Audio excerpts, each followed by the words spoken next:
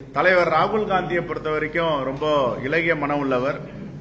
எங்க ஏதாவது டிராஜடி விபத்து நடந்தாலும் அவங்ககிட்ட பேசக்கூடியவர். குறிப்பா சொல்லணும்னா பாஜக ஆளும் மாநிலங்களிலே பிஜேபி ரூலிங் ஸ்டேட்ஸ் அங்கேயே அந்த தலைவர்கிட்ட போன் பண்ணி இது மாதிரி நடந்து போச்சேன்னு விசாரிக்கக்கூடியவர் தான்.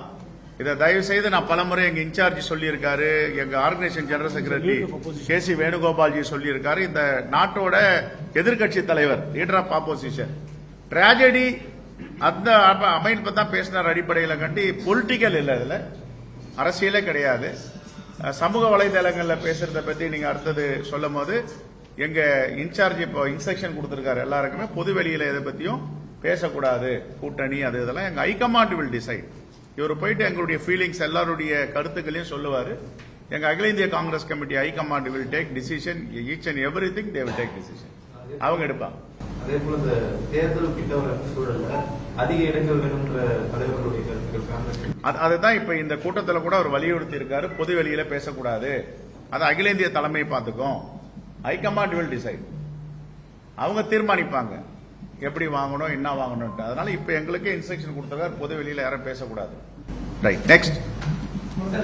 கூட்டணி சீட் ஷேரிங் பொதுவெளியில பேசக்கூடாது. ஆனா உங்க எம்எல்ஏக்கள் எம்பிக்கள் எல்லாருக்கும் அவங்கவுங்க கருத்துக்களை வலியுறுத்துறாங்க. இப்ப நம்ம மேலிட பிரதிநிதி கூட குமாரசாமி வந்திருக்கும் போது அதிகமான சீட்ல நம்ம போட்டியிடுறோம் சொல்லி அவரும் சொல்லியிருக்காரு. நாளைக்கு இல்ல நீங்க இல்ல நீங்க இவர் திருநெல்வேலியில பேசினாருங்க, சென்னையில இருந்து கேட்டிருப்பீங்க, அதுல காதல கொஞ்சம் சரியா விழுந்திருக்காதுன்னு நினைக்கிறேன்.